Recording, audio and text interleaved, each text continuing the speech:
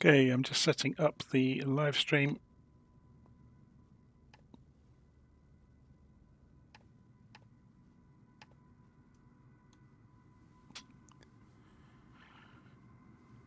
And I think we're good to go. So based on everything we've learnt so far, this session is all going to be about actually flying the aeroplane. Because we've learnt enough now to actually fly the aeroplane, which is always helpful. So we're going to run through getting the aeroplane ready. So first things first, let's go into the fuel in the tablet and make sure we've got some fuel in the plane. So we'll give it quite a lot and load it. And we're going to work through getting the airplane up and running. I'm still writing the document to help everybody get this plane up and running quickly and easily. I'm going to be refactoring it slightly because I don't agree with the ordering of some of it. Some of it's needlessly difficult because of the ordering jumping around all over the place. So let's just work our way around and explain what we're doing as we go, shall we? So Shift and 1 shows us overhead. We can go and put the batteries on. And then we can go and put the emergency exit lights to armed with the mouse wheel. And then windshield ice protection to on. Anti-skid to armed. Then put the seatbelt and those smoking signs on. There's some really odd sounds in this thing. And then pumps on for fuel tanks that have fuel. And something we're going to put into the instructions at this point. There's a crossfeed here, look. So I'm going to turn the crossfeed on just to see what happens. So Shift and Space brings us back into the cockpit. We're going to go and put some lights on. So position lights go to position only. Can put the anti-collision lights on, that's fine. We'll turn the floodlights on. I don't think they make a lot of difference, but we'll see. And we won't put the nose lights on just yet. So then back overhead, we're going to go and set our altitude. We're going to go to 18,000 feet. So let's go and, well, that's the rate increase. So we'll increase the rate anyway. So we're going to go and set the altitude to 18,000 feet.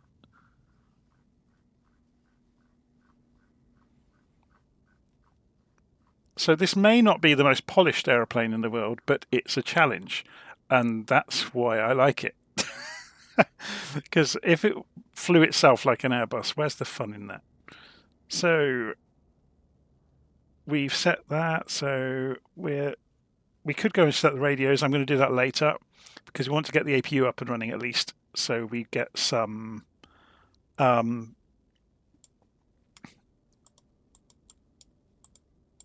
so we get some power into the aeroplane, otherwise the batteries will go flat. So the AP servos are on by default. If you lift them, there's no markings on them. They are on now. If you turn them off, the autopilot won't work. So if you lift them, thinking you're turning them on, they'll have the opposite effect. So we're going to press comma to calibrate the altimeter. We're going to set our heading bug. I'll do all that later. Again, we need to go and get the APU up and running. So overhead, we're going to go and put the start pump on. Then we're going to hold the master start switch to start for a few seconds until the needle on this gauge gets past 10%, and then we'll let go. Okay, and it should carry on round, and it's doing so. So once it gets around to 100%, the APU becomes available and the APU bus transfer light will come on and we can switch over power generation to the APU and we get electricity to the rest of the aircraft. I found out about the engine failure. It's the crossfeed. So there we go, we're at 100%. So APU comes on and we have power around the airplane. Okay, so I'll explain about the crossfeed that I'm talking about in a moment. So, got APU up and running. So the start pump can go back off now. So that was down here.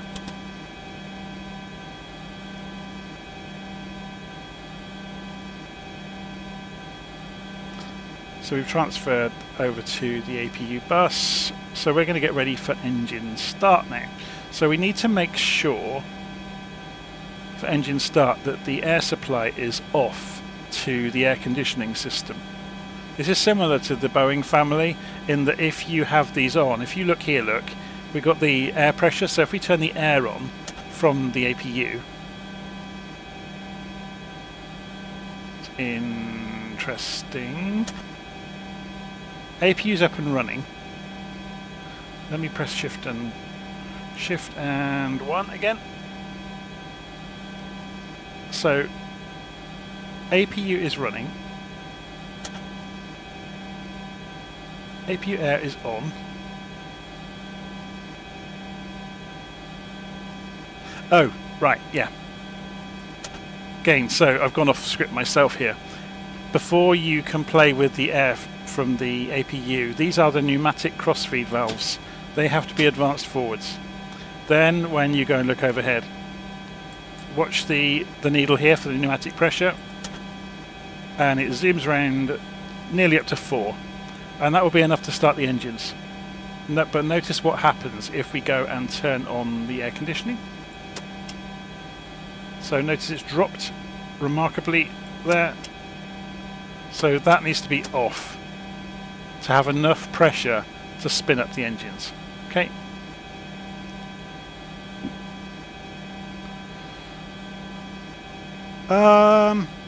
Okay, so starting the right engine, what we're going to do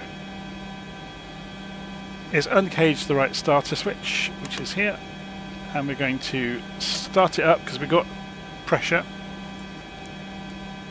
We're making sure these switches are off.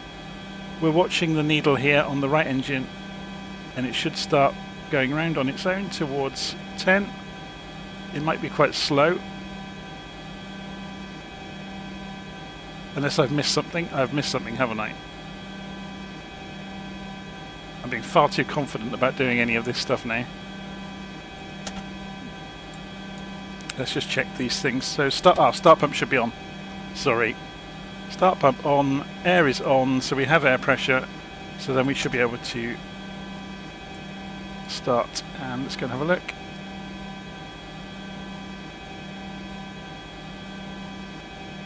Is it going to work? Oh, ignition. I'll get there in the end. Sorry, this is the problem with there's such sparse documentation on here. So start pump on, ignition to ground start, and then start the right engine. And you can hear the difference. So watch the needle closely here.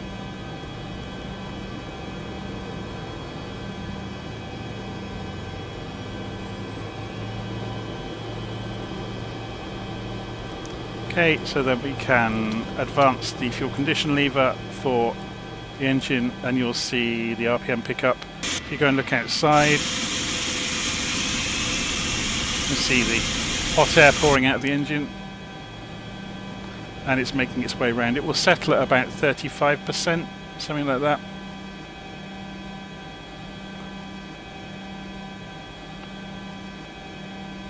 I really should read my own instructions. I've written all of this out very neatly, and I'm not following my own instructions, which is pretty typical for me, really. So, having started engine number 2, we can turn the starter off. Sorry, for engine number 2, and then engine number 1.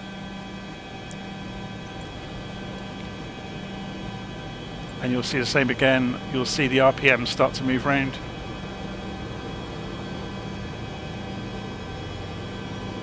When it gets to about 4 or 5%, you can advance the fuel condition lever on the engine number 1, and you'll see the RPM continue on round.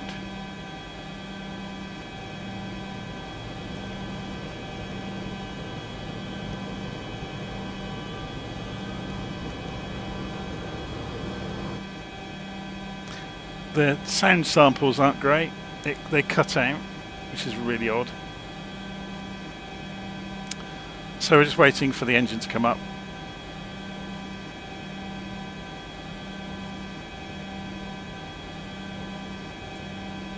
Okay, so overhead we can go and turn off the starter for engine number 1. We get our APU pressure back, so we can, although now we've got the engines up and running, they're able to do that themselves, so we don't need the APU anymore. But before we do that, what will happen if we go and reset the generators, look, they kick off the APU, so then the APU can be switched off safely on both sides. So we're using the jet engines now to generate electricity, and then we can switch the air supply to auto. And I don't know if you can actually turn the APU off. So air is off now, obviously, but it's using the pressure from the jet engines now. But I don't know if we can actually turn this off completely. There appears to be no way of doing it, which is interesting. Okay,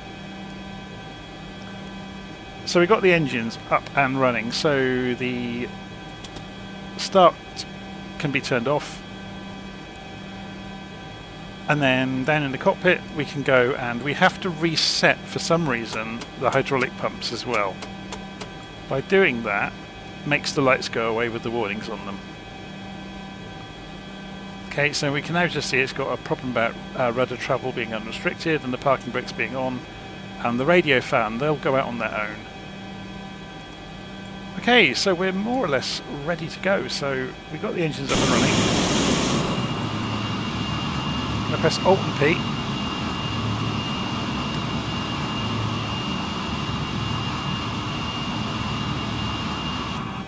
So the problem we found earlier with this aeroplane was this crossfeed valve. If you turn the crossfeed off, it will use up the center tanks and then not feed from the wing tanks. So having crossfeed on means that will happen. Also, we need to go and look at the flight directors on both sides.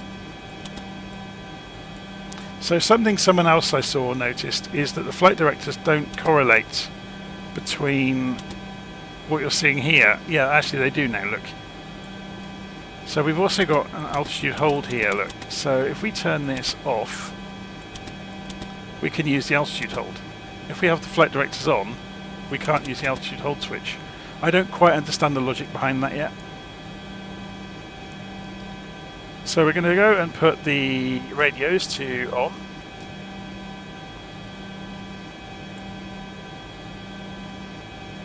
And take the parking brake off, and we'll start to be pushed backwards. We're going to go and, while we're being pushed back, let's go and set the flaps for takeoff.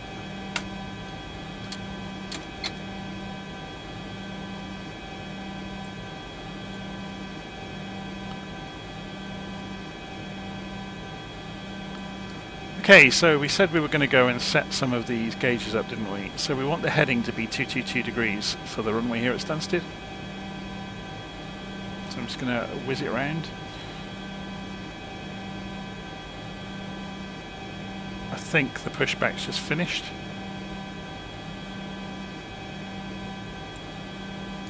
So we'll put the parking brake back on for the moment. Yep, truck's just pulling away. We'll set the course as well to 222 degrees.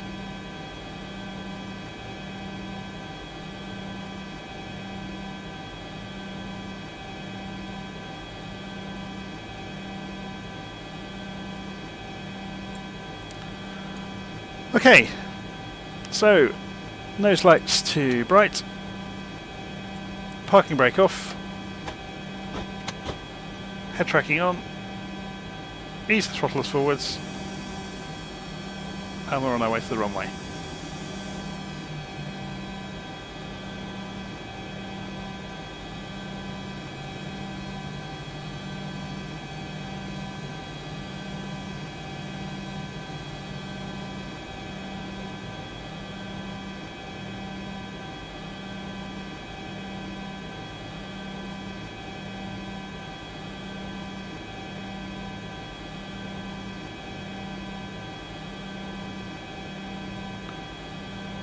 This plane's quite a lot smaller than some of the ones around us, but it predates them by about 20 or 30 years. So.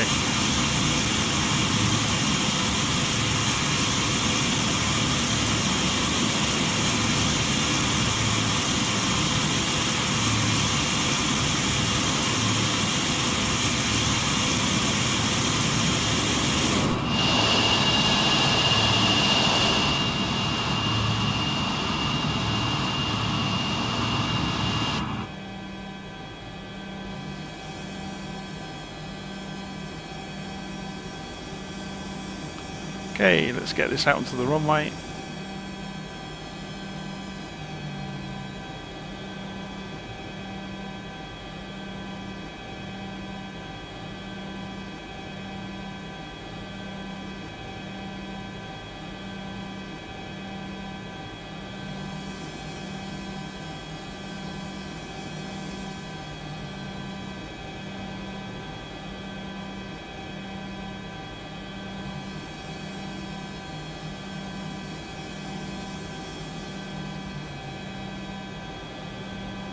So, if anybody was watching the live stream earlier, we learnt a lot in a hurry about how to operate this aeroplane.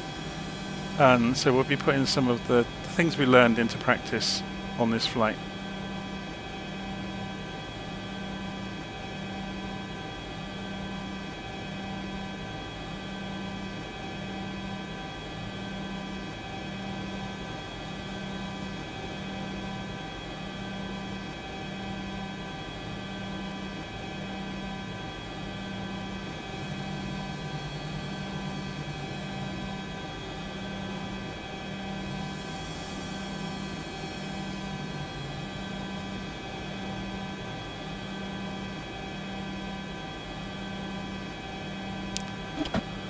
Okay, put the parking brake on for a moment. So, we're just going to go and double check. So we want this to be on heading mode on the autopilot. The servers are not engaged at the moment. We'll go for vertical speed mode.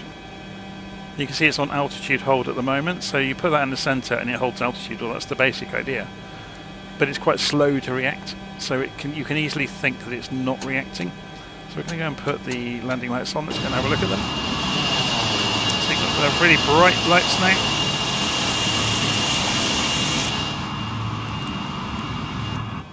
Okay.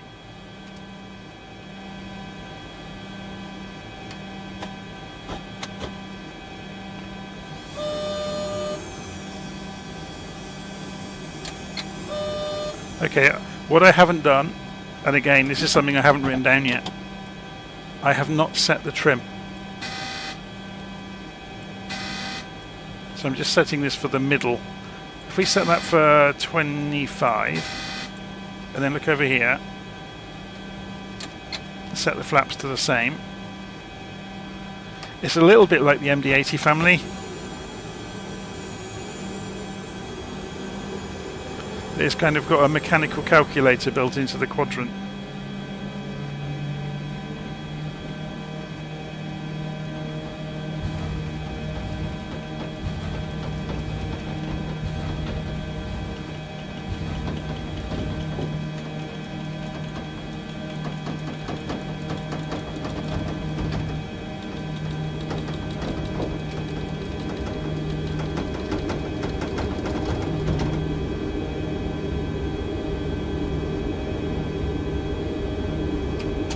Up.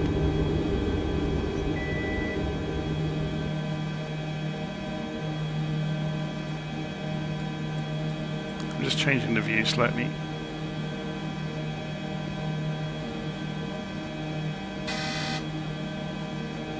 So what we're going to do then is go and engage that autopilot now. So it should hold heading, and it's doing so, and it's holding about 1,000 feet a minute. So let's go and increase that climb rate. 1, 2, 3, 4, 5. Should go to out to about 1,500 feet a minute, and there it goes. So picking up speed. So let's have a look at the map. we're heading out towards our first waypoint. We want to turn right to 250 degrees, okay, to go for Brookman's Park, which is 11750. And turn the head tracking off to do this. 11750, so you should see it come alive, and there it goes. So we can spin the HSI around. It tells us the direction to go for Brookman's Park, so we'll do that now. So the aeroplane's up in the cloud already. We're climbing at 1500 feet a minute. Should we go for a bit steeper climb? Look, we're accelerating out through 220 knots. 1, 2, 3, 4, 5. And we're at 2000 feet a minute now.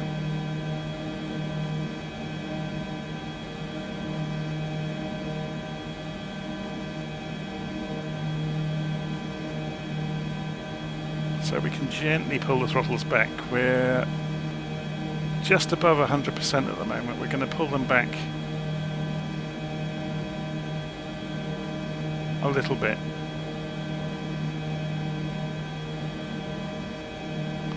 So what I haven't done yet is set the throttle curves in the simulator to have a good range around the high end of the power. So I'm just watching the RPM there as I move the throttles around. Coming through 4,000 feet. We're 8 miles out from Brookman's Park, closing down on it quickly. A little bit off to the right, there we go. So if we go over to Bovingdon now, 11375.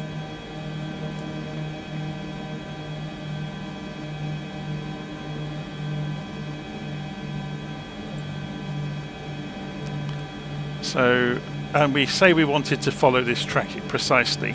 We want 265 degrees on the course.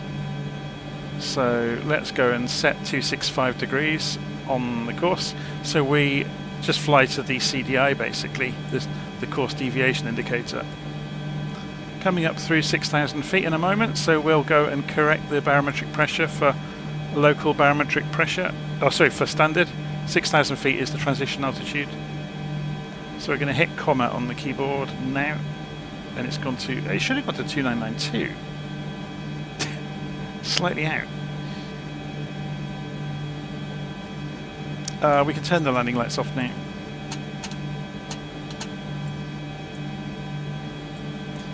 We haven't got altitude preselector in operation. It doesn't actually do anything in terms of controlling the aeroplane. It's purely for reference purposes. So say we set this to 18,000 for example. When we get up there, I'll show you how it works. So when we get through about 17,100 feet, it will light up, just as a reminder, and the light will come on here as well. Okay, so you can see the CDI coming in. So we're getting closer to 265 degrees. And if we want to, once we're close to it, we can switch the guidance mode over to VOR lock, and it comes off. Heading mode comes off automatically, and it's going to chase it itself now.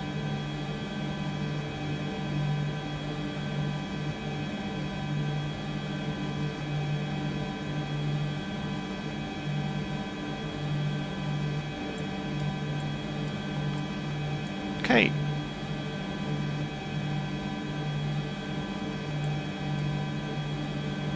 So you can see here the autopilot mode is navigation and capture, or lock capture.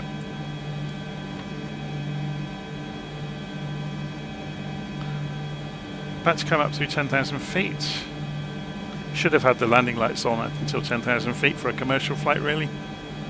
Oh well.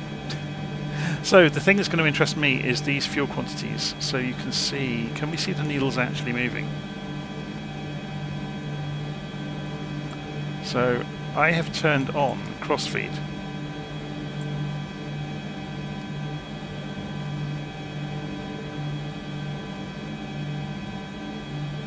So does that mean it will just run down the center tank before it runs down the left and right wing tanks?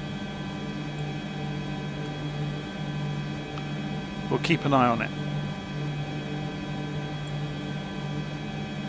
But cross-feed should allow it to feed from those other tanks. So all of the pumps are on.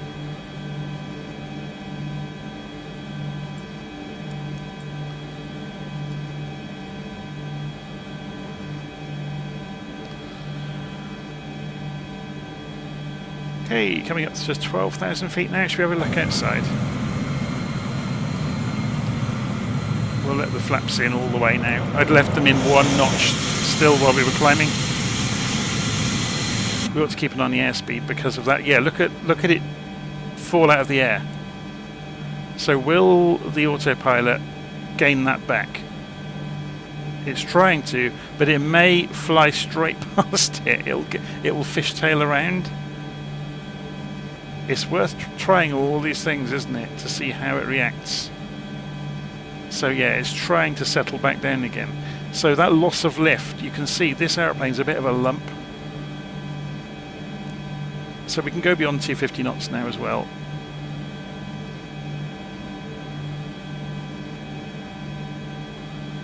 So we're running the engines at about 95%. So before we go any further, I said we were going to go and have a look, didn't I? So in the quadrant, out of the box, yeah, it's going to have the default quadrant control. So what I'm going to do is say normal axis, save and back.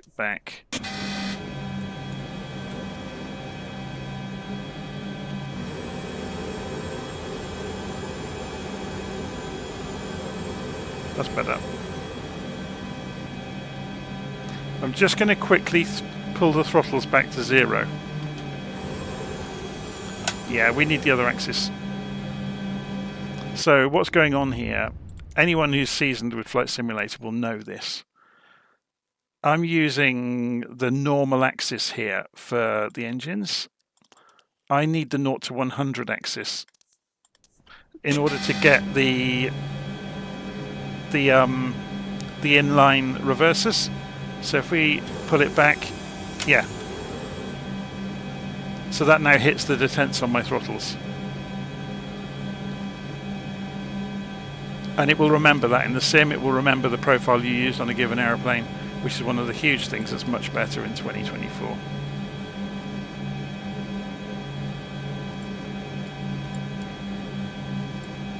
So someone's mentioning the damper switch.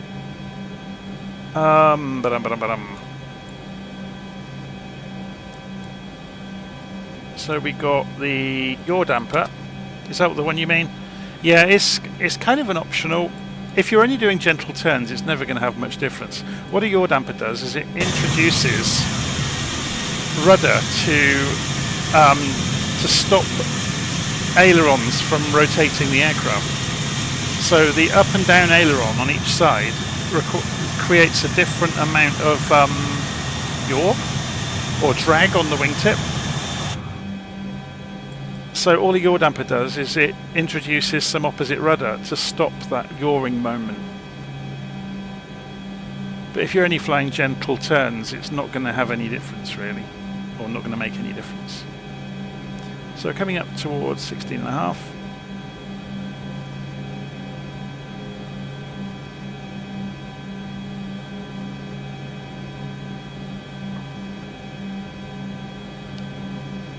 And how are we looking on the fuel quantities? So that's settled down to 2. So we've flown past the VOR. Yeah, the marker has gone to the other side. So we now need to turn to Compton, 11435. So let's go 114. It'll be interesting to see what the autopilot does, because we've left it in VOR lock, but it's got nothing to go on. So will we have to switch it off and on? Nope, it stayed on. That's interesting.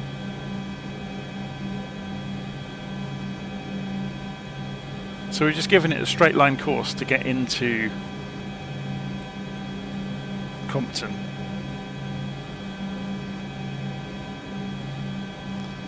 And then after Compton, we'll go down to the Southampton VOR. And we've blown through our target for altitude while we were doing that. So let's get this back down to 18,000. So I've just set the vertical speed to go slightly negative. We need to be a bit careful with the speed because we'll be going downhill now. So coming down to 85% on the throttles. You can see we're already doing well over 300 knots.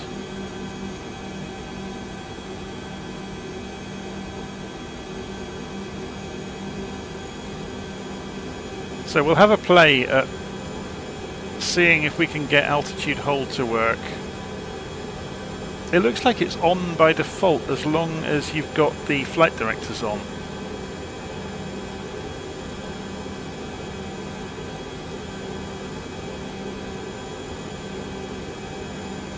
That's interesting, look at that. It's climbing again. It's like I said, it's very poor at controlling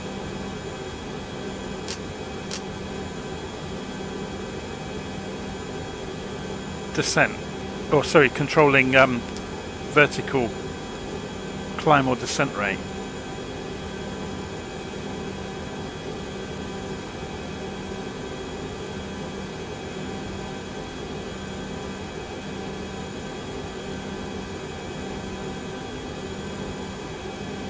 Flight directors are on.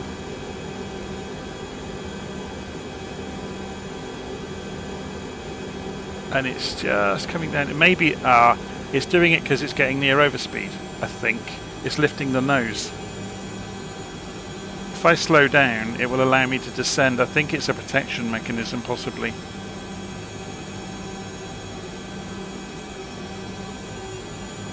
That would certainly make sense.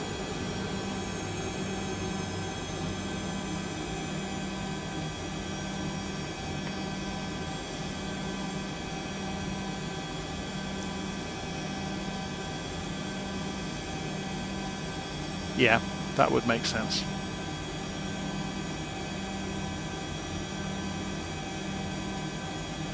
So the fuel gauge is, center tank is coming down, but we got the crossfeed on, which was the key thing we didn't have earlier. So the altitude light has come on, we were within 800 or 900 feet of it, so we're going to pull this back.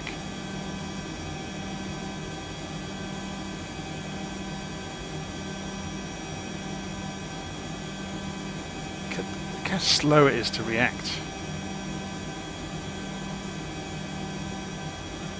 So you really do need to feed the vertical speed in gently.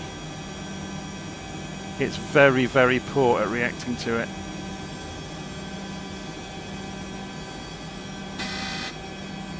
So we've lost 1,000 feet, look. The other way, and now it's suddenly reacting.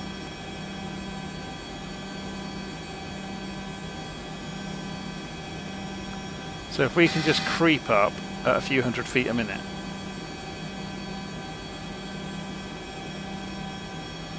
Maybe pitch hold is more accurate. Although, no, because that's going to automatically control whatever pitch we're at, isn't it? We need to use vertical speed mode. But just gently. So we want to climb 500 feet a minute. There we go.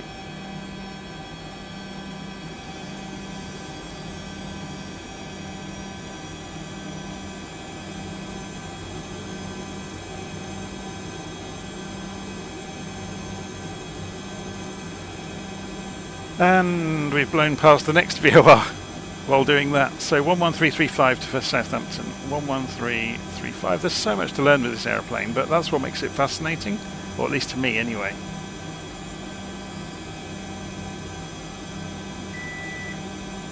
There we go, look, so as soon as the needle's somewhere near, VOR tracking kicks in. Notice though when the plane is banked, it loses a tremendous amount of lift. So then when you come out of the corner and level up, that kicks you up in the air again. So you have to almost be prepared for that.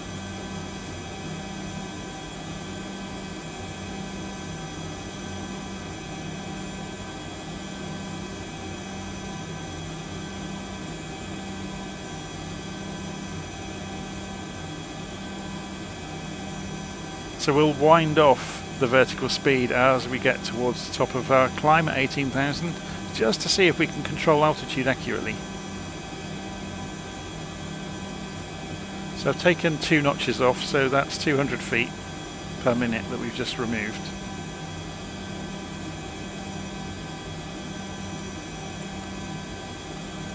So let's increase the power a little bit. It's good fun, isn't it? Having to actually look after the aeroplane the whole time. Creeping back up to 18,000. And then we'll see if we can get it to level out precisely where we want it to.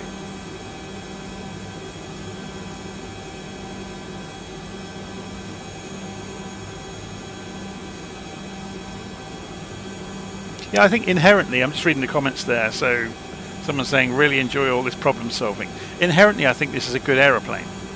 It's just that the graphics aren't quite up to the quality we've become used to in the new sim. I think this plane has been upgraded from P3D potentially.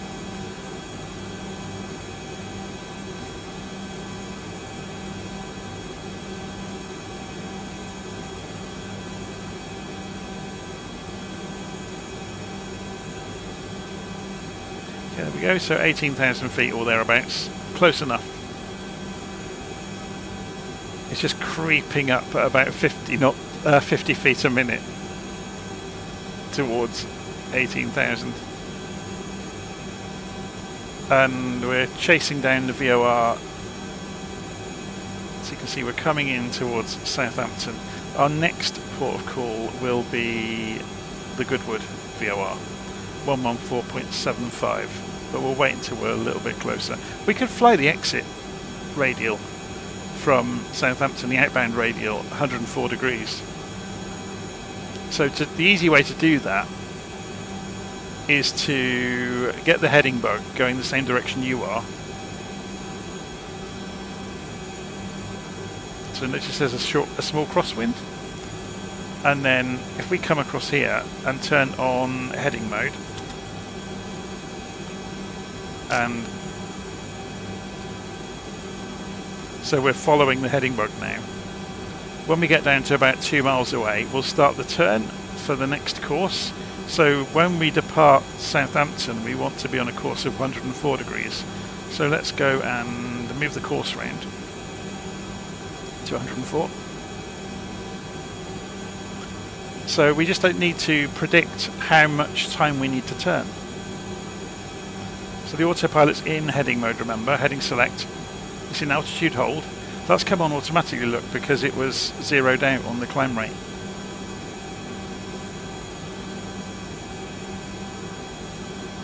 So we're just counting down the miles into the Southampton VOR, and then we'll turn left. So if we leave it till there's about 2 miles left to run.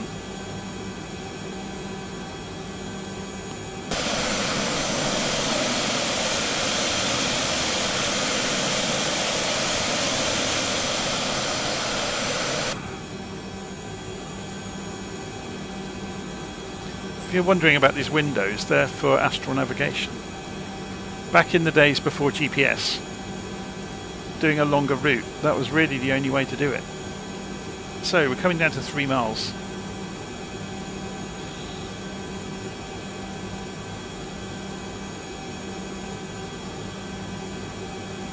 So I'm going to begin the turn and put us on an intercept.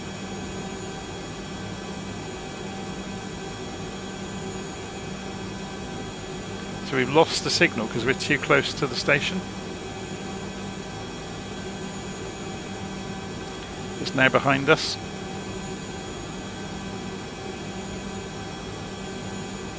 And we've overshot, look, we didn't turn anywhere near steeply enough because it took the aeroplane a while to get turning. So we'll put ourselves on an intercept angle to bring the CDI back in.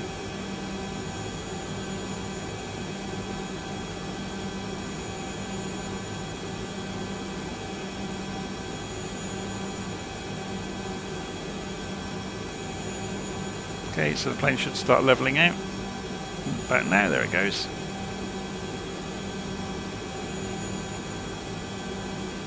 So when the CDI comes back into the middle of here, we'll be on that 104 degree line. So you can see we're just coming into it now. That will correspond. Here it comes.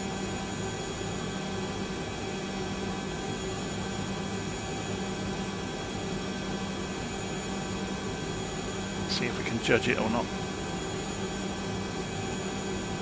Pretty close. Flying without GPS is much more about guesswork and guesstimation. So the Goodwood VOR 11475.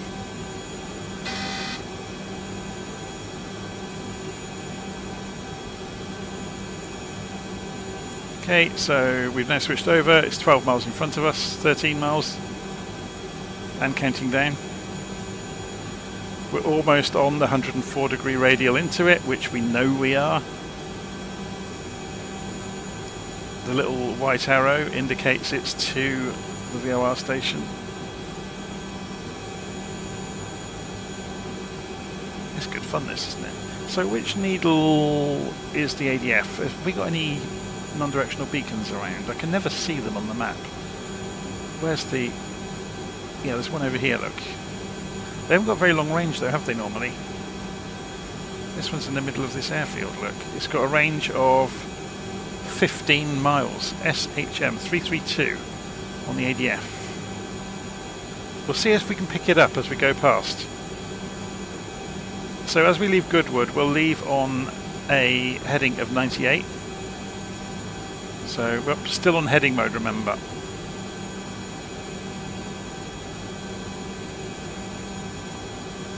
So when we get to Goodwood, we want this to be 98 degrees. Yeah, so we've got 98 showing up there now.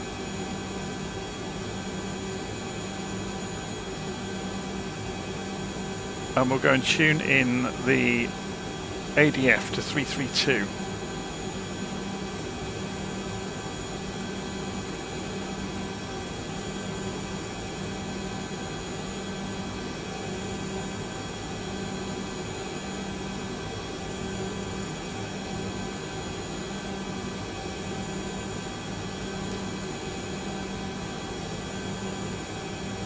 So hopefully, as we fly past it, we'll pick up the ADF signal. Fingers crossed.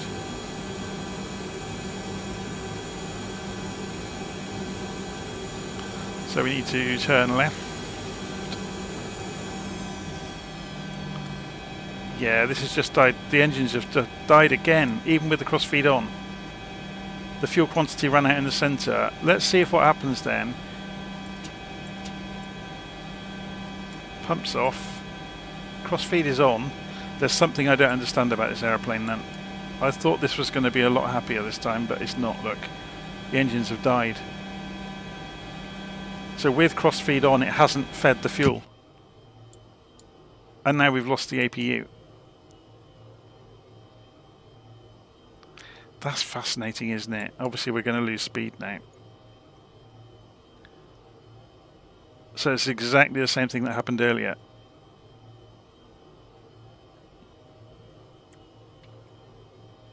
So I've just refilled the fuel via a keyboard combination. Let's see if we can get the airplane to start its engines again while we're in mid-air. So we'll need to turn the supply off.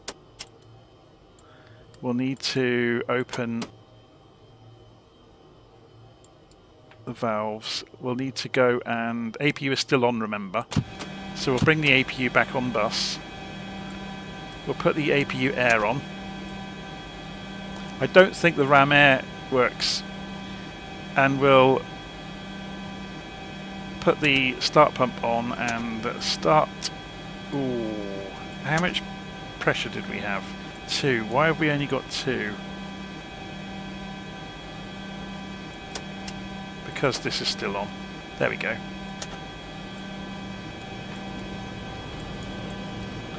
What we'll have to do is keep an eye on these.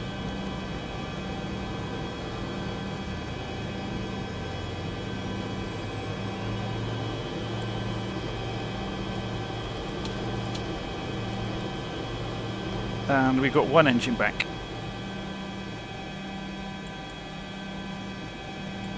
How are we doing for speed? We're down to 200 knots.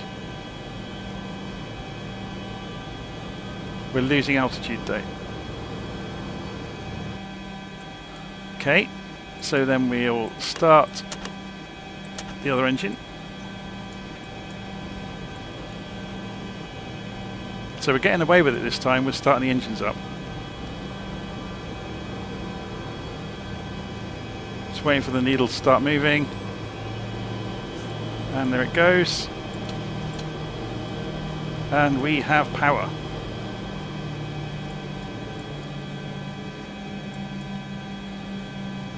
And we're holding, we're accelerating.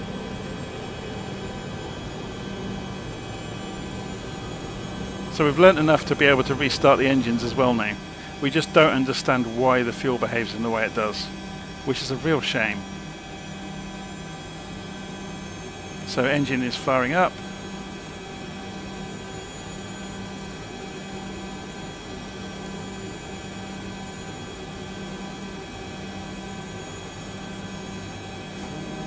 There we go.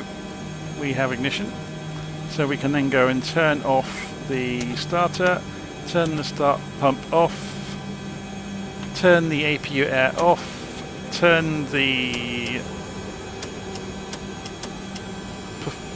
cabin pressurization back, and we can reset to take the power away from the APU, and we're back in business. So we lost 3,000 feet, but it's climbing back up now all of its own accord.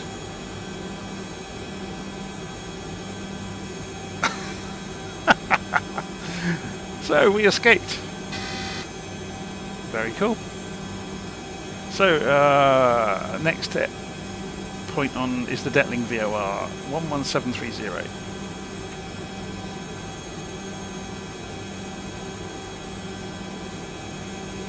We want to be on a course of 28 degrees into it. Ah.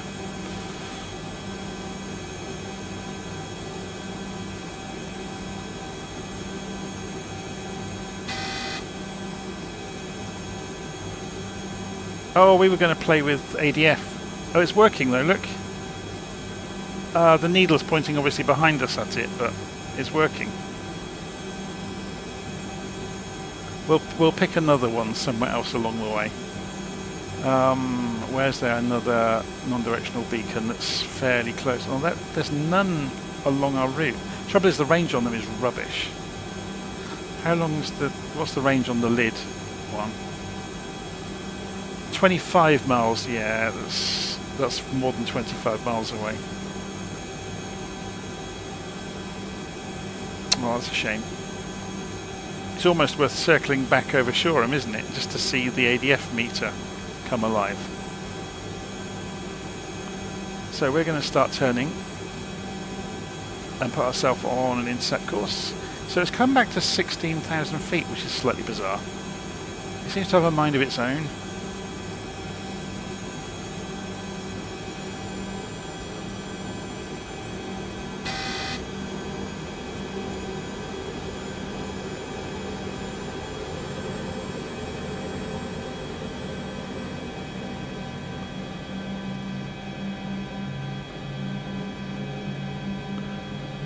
Okay, 34 miles to run to the Detling VOR. We're on an intercept course with the radial that we've chosen.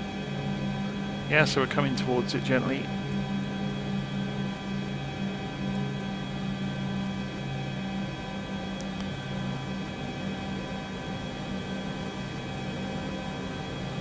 That was interesting though, wasn't it? That proves you can restart the engines, but it still doesn't solve what on earth is going on with the fuel feed. It's still a mystery, because the book reads as if you turn on the cross feed and it will pump automatically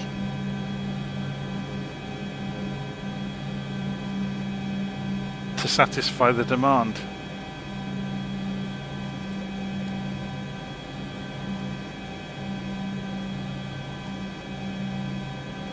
Makes no sense.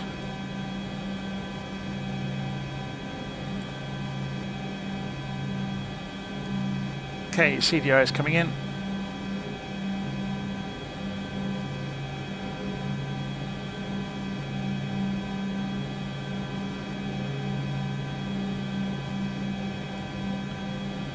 And we're back up to 17,000 feet nearly. Some interesting weather out there, isn't there?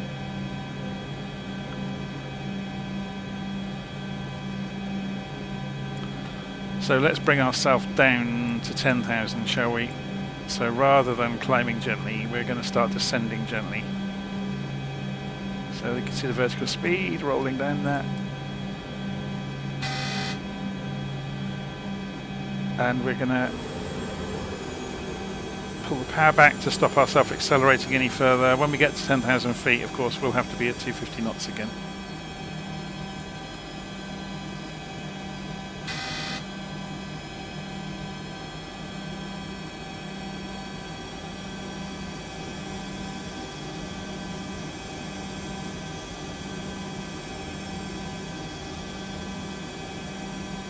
Just straightening up onto the course into Detling.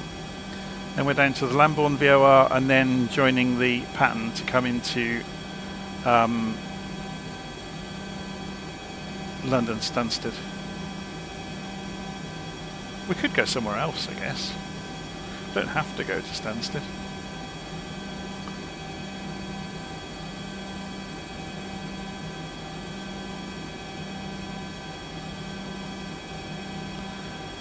So this has been a recurring issue all evening since trying to learn this aeroplane, that the centre tank runs out of fuel and then the engines die, and there doesn't seem to be any way of getting fuel from the other tanks to feed the engines. The cross-feed valve here, according to the book, should do it, and it doesn't, or it didn't this time. But it may be that there's something else we're missing, because the only fuel control overhead are the fuel tank switches. So I turned the center tank off when it emptied itself earlier, but then I'm not going to try it again because it was enough stress last time getting the engines restarted in midair. It was possible though. All we did was turn the air conditioning off, got the pressure back up, so switched back to APU, turned the APU air on, got the pressure back up, fired up the starters.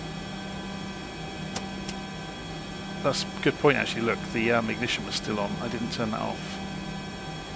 So I need to cover that in my instructions as well when I finally write them up properly. But it's interesting that, yeah, the engines just died both times. There's something I'm missing from the procedure.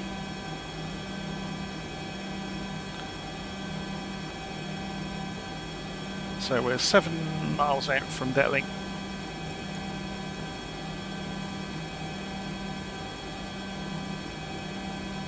Lambourne is the next one with a 320-degree course out of here. So let's go and set that. We're on heading mode, remember, on the autopilot. So 5 miles to run. We're going to start the turn, based on past experience of how slow this is at beginning turns. We're down below 250 knots, which is great. We're not descending anywhere near quickly enough though.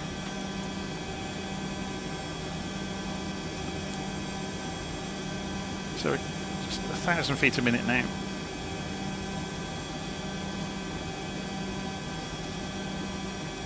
I was going to say we'll have a look at the city.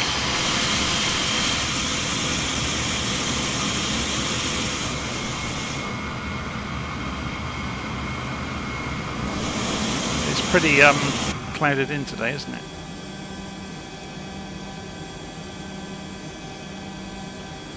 So let's have a look. Yeah, the wind is good for landing runway 22. So we're just coming in on the track to Lambourne. So you'll see the CDI start to move in fairly soon.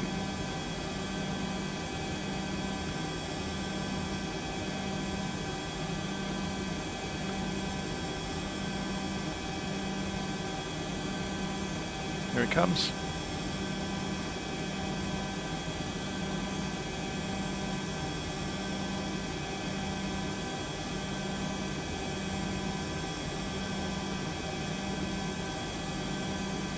So let's change the frequency over to the Lamborn VOR 11560.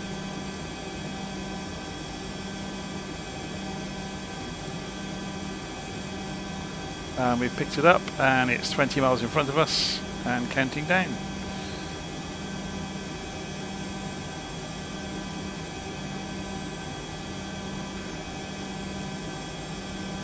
So then leaving Lamborn, we'll chart 40 degrees to get the reciprocal of the runway at Stansted, fly out to the ILS, hopefully get down to a sensible altitude by then.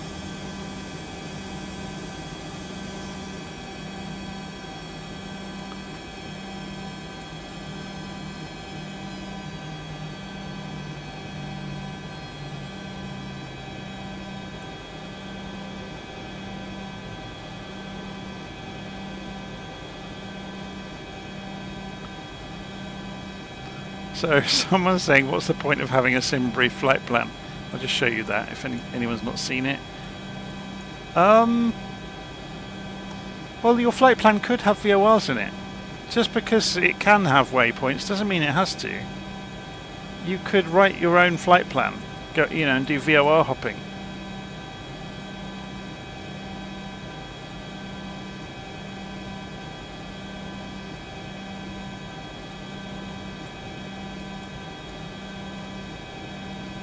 So we're down below 250 knots again. We're descending now 1500 feet a minute, which still isn't fast enough, really.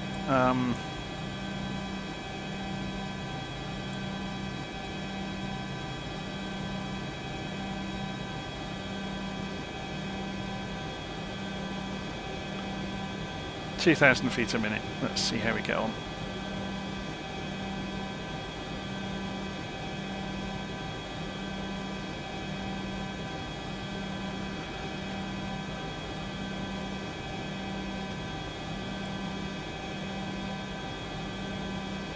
Nice weather.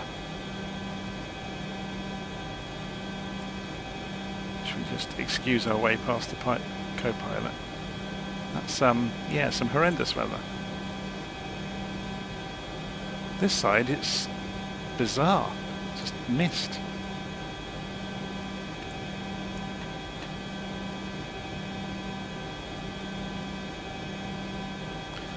Okay, so we can see we're 8 miles out from Lamborn.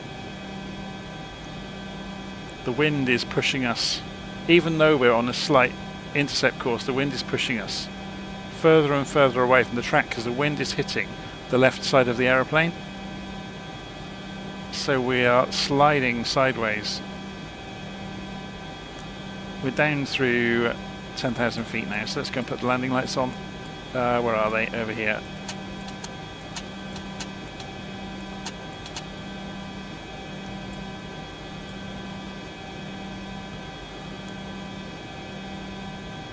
Five miles to Lamborn, so let's start the turn. It's 40 degrees, wasn't it, we want out of Lamborn?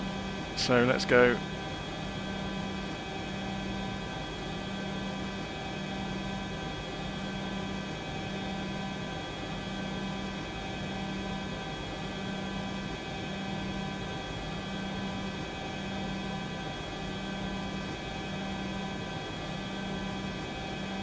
We give ourselves a small amount of leeway. Yeah, we're turning a little bit early. Once you get the airplane turning, it turns quite swiftly.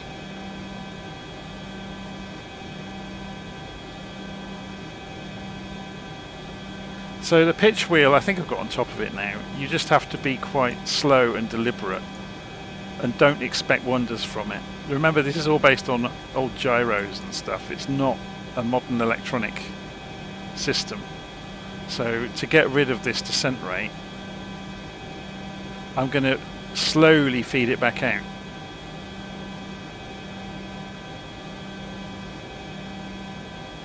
So we're down to 1,000 feet a minute now, look, at 6,000 feet. So we're down to, we need to go to local barometric pressure, don't we?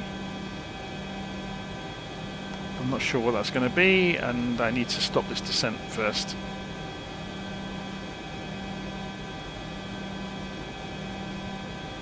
So it's down to 500 feet a minute now, so we have some time. Let's go and have a look at Stansted and weather. 2980.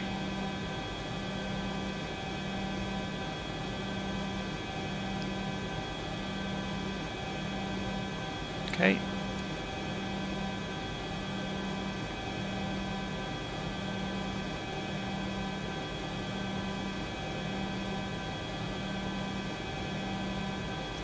Okay, we're just bringing ourselves around to this 40-degree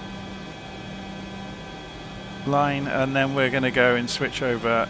So when we get, so if we did this the old-fashioned way, if you did it the chart reading way, you're looking to get, so 30 miles out from, so when this gets to 30 miles, you make your turn back towards Stansted and you change frequencies. Yeah, so it's just a different way of thinking about things. We can speed up a bit, can't we?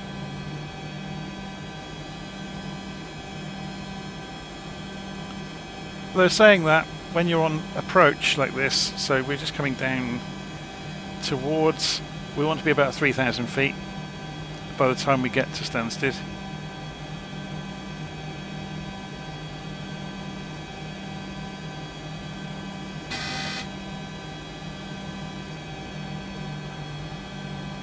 Yeah, you just need to be careful with this because it doesn't react very quickly.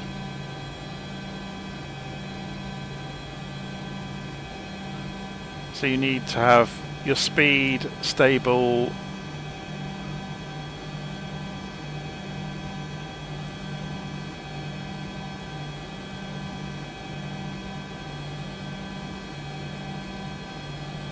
There we go, it's back under control.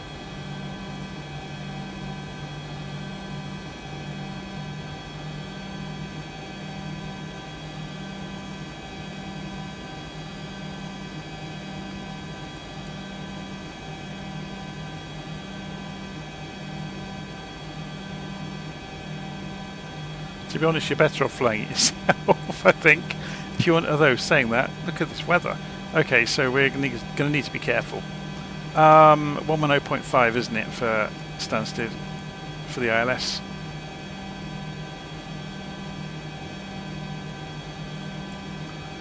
Obviously, you could use them both on each side of the cockpit, so you could read the distance on the co-pilot side. So if we wanted to put the co-pilot on 11560, it's this one, isn't it?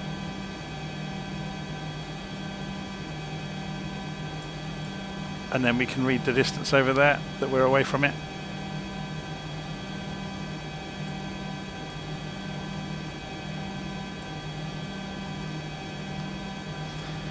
But we don't really need to do that. So at 3,500 feet, speed is fairly stable, just about 200 knots. This is going to be a proper ILS landing, isn't it? It's going to be a rubbish visibility.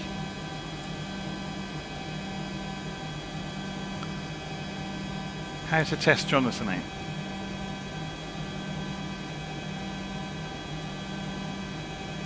So how to determine the pitch trim setting? No, I've not read the book on it yet, but I know from the MD-80 that you set, that's the flap level, or the flap number. So if you put the trim there, you put the flaps on that number and it won't complain. It's similar to the mechanical calculator in the MD-80. So we're 10 miles out now. Okay, so I'm going to turn the autopilot off and fly this in. Actually, let's go a bit further out to give myself some room to maneuver. So at 3,300 feet, we don't really want to lose too much more height than that. So let's see how we get on. Okay, this is me in control now, just wiggling the wings around.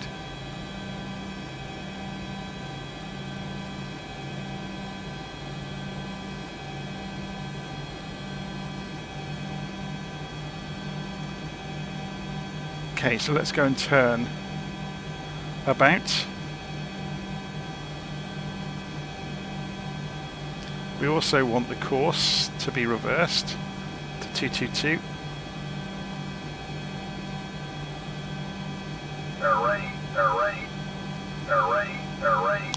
low there. So let's put some power down.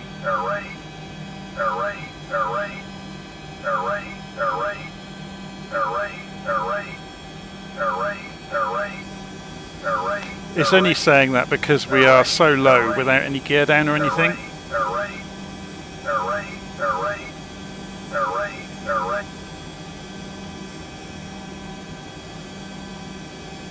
So we're 12 miles out, flying back in. We've got the localizer. We've also picked up the glide slope, so we're below it at the moment because we're so far out, obviously. We're back at 3,000 feet, which is where we wanted to be. Flying an intercept.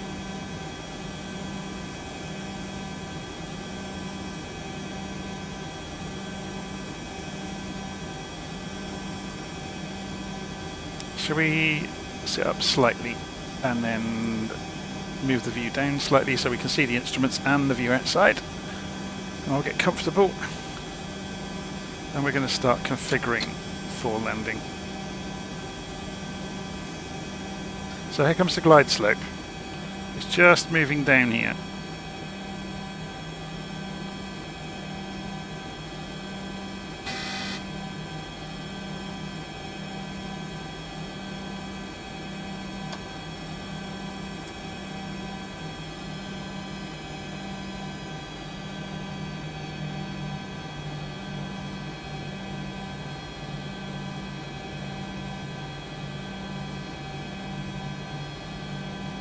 So 8 miles out.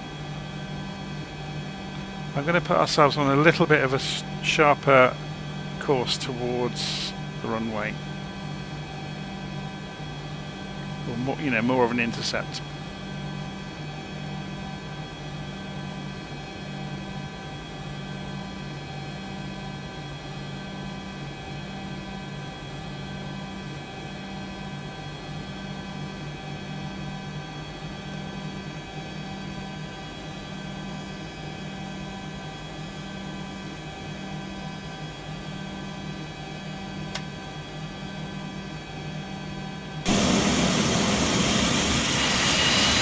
Gear down. Let's put the nose lights on.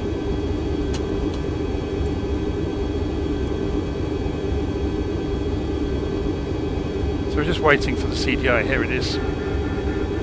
Whoa.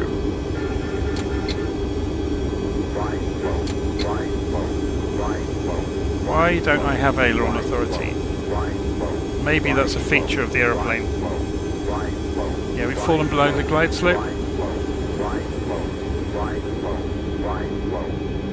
That's interesting. We don't have any aileron authority.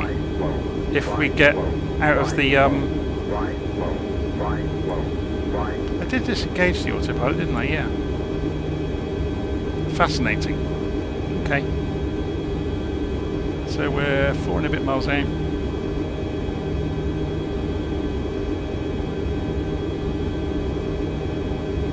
Back on the glide slope. It's very particular how it likes to be configured for approach.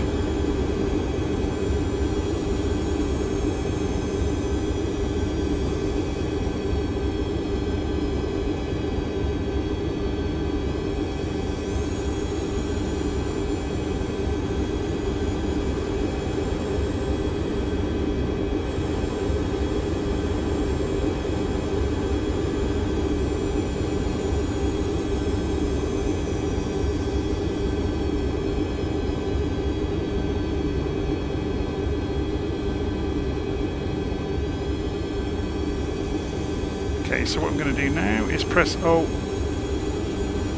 7.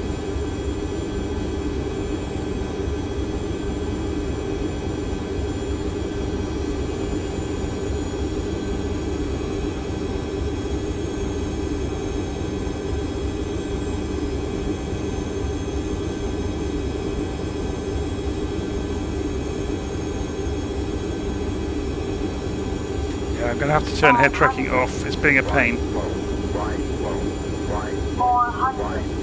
The head tracking started drifting at exactly the wrong moment. which has pushed us off to one side of the airport, which is a real shame. Otherwise, it would have been a really nice approach.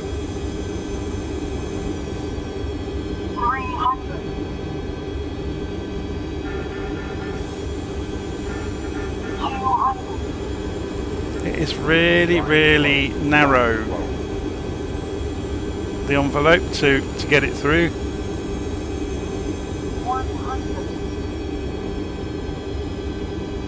50, 40, 30, 20, 10.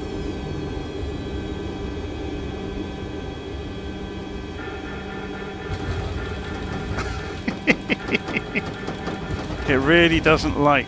That was at full flaps, look, and it's still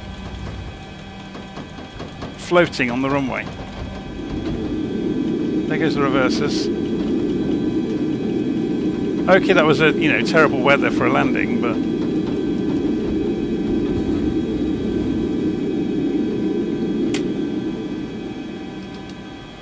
that was interesting.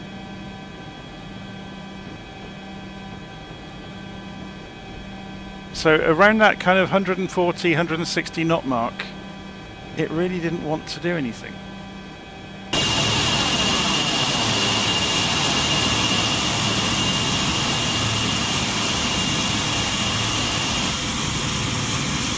So did the flaps not extend? Have I got a problem with the controls? Let's have a look. No, they're working now.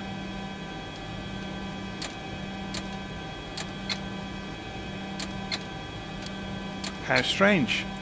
Because I had this happen the other day, if you remember. One of the airplanes, I commanded flaps and it didn't happen.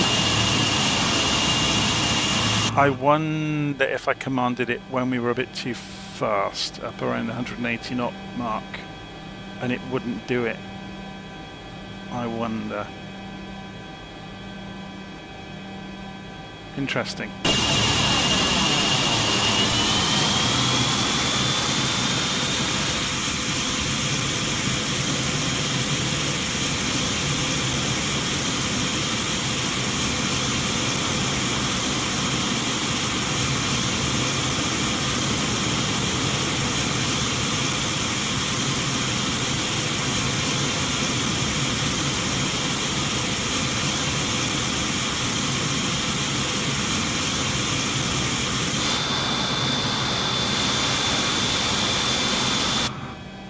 Well, that was more enlightening that time, in terms of it pretty much controlled as we wanted it to. The fuel is still a mystery, but we proved you can do a restart in mid-air. It's just that flaps issue, or well, the head tracking issue was really the instigator of that, because I ended up having to reset everything on the way in, reposition my head in the cockpit. That was a shame. For some reason this evening the head tracking has been drifting, but only in this aeroplane. Really odd.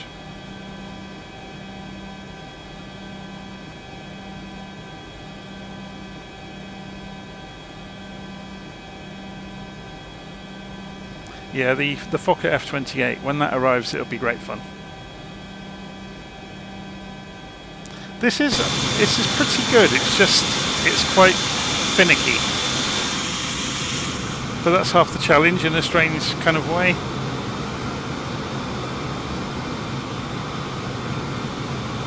So we need to go and turn the landing lights off, don't we? And the strobes. Oh, we've got a drag race with the 737 over there. I'm going to get to the hangars before he does.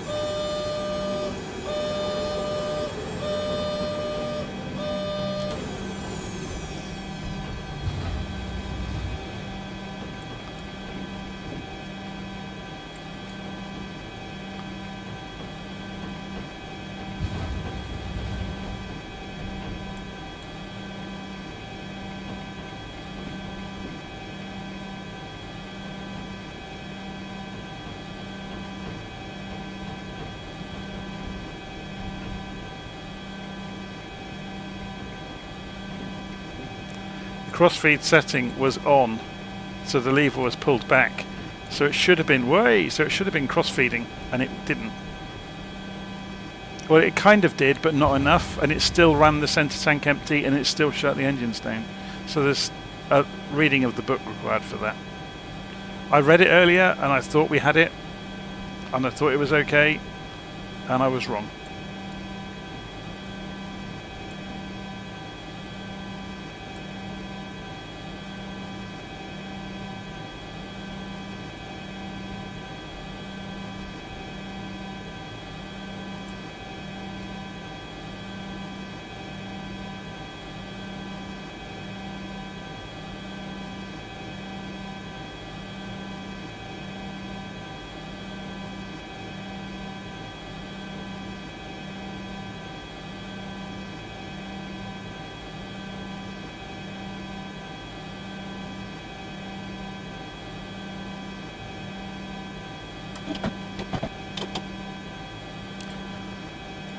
Okay.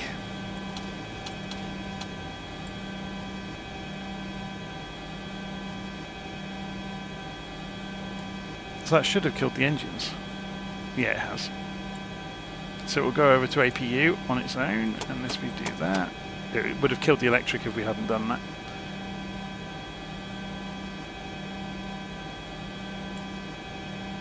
So let's figure out. I couldn't see an obvious way earlier of shutting the APU down.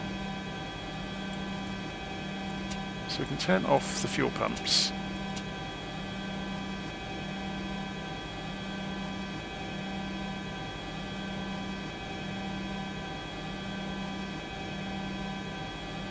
Because the master off switch, the master switch for the APU doesn't go to off.